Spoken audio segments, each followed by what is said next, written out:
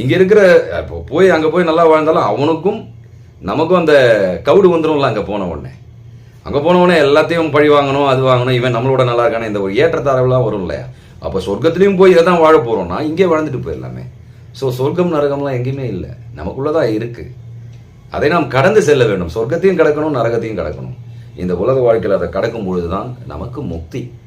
நம்மளுடைய எண்ணங்கள் நம்மளை சதா சர்வகாலமும் தொல்லை பண்ணிட்டு இருக்கிற எண்ணங்கள்ல இருந்து நம்ம வெளியே வரணும்.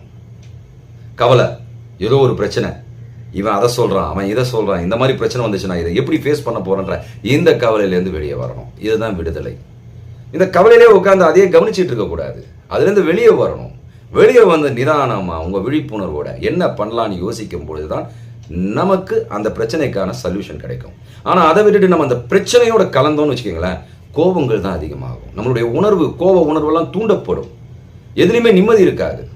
ஆனால் இதை சாட்சித்தன்மையா அணுகும் பொழுது நம்ம நிம்மதியற்று போக மாட்டோம். ஏன் காரணம்னா நமக்கு தெரியும், ஒரு 10 வருஷத்துக்கு முன்னால இதே மாதிரி ஒரு சம்பவம் நடந்தது, அது மாறிடுச்சு, இப்போ கடந்து இவ்வளவு தூரத்துக்கு வந்துட்டோம், இதே மாதிரி இன்னொரு சம்பவம் நடக்கும், அதுவும் மாறிடும், கடந்து போயிடுவோம். 10 வருஷம் கழிச்சு நாம கடந்து போய்கொண்டே போவோம் அப்படின்றத உணர்ந்தால், இதுவும் கடந்து போகும் என்ற உண்மையை உணர்ந்தால்